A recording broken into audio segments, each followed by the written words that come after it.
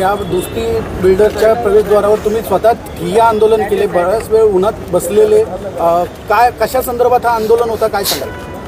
बघ, गेल्या 3 तासापासून इथं जो शेतकऱ्यांचं आंदोलन चालू आहे, आंदोलन एवढ्यासाठीच चालू आहे की आमचा न्याय हक्क आम्हाला द्या.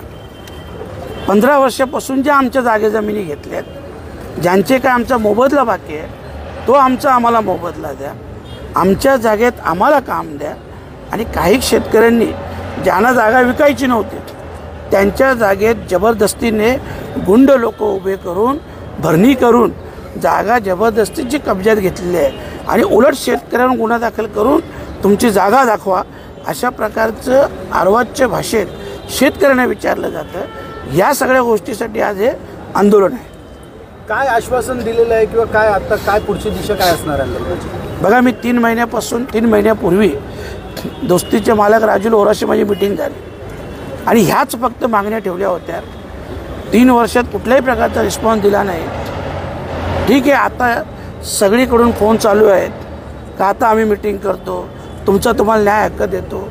माझं म्हणणं, शेतकऱ्यांचा अंत पाहण्याची काय गरज आहे? तुम्ही 13-14 वर्ष सतत शेतकऱ्यांना अन्याय करता, दादागिरी करता.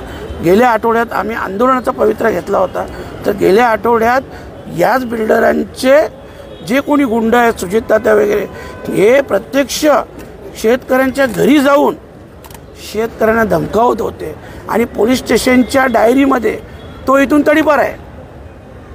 पोलीस स्टेशनच्या डायरीतून तडीपार असलेला गुंड जर शेतकऱ्यांच्या घरी जातो, CCTV फुटेज आहे, शेतकरी गुन्हे दाखल करतात, तरीसुद्धा कुठल्याही प्रकारची कारवाई होत नाही.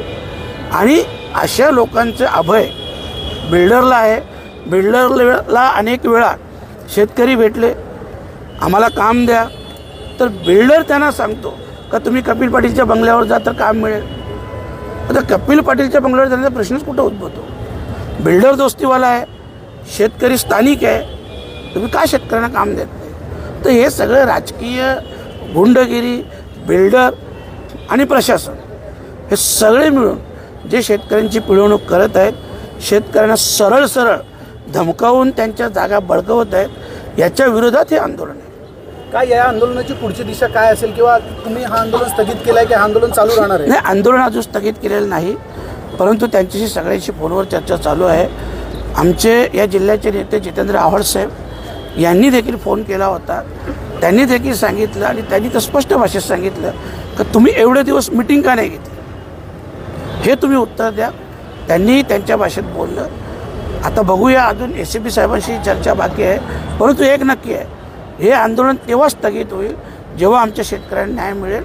जरी आज त्यांनी आम्हाला सांगितलं तर ठीक आहे, सोमवारी बसतो, ठीक आहे, पण जोपर्यंत शेतकऱ्यांना न्याय मिळत नाही, काम मिळत नाही, मोबदला मिळत नाही, तोपर्यंत आमचं आंदोलन चालू आहे.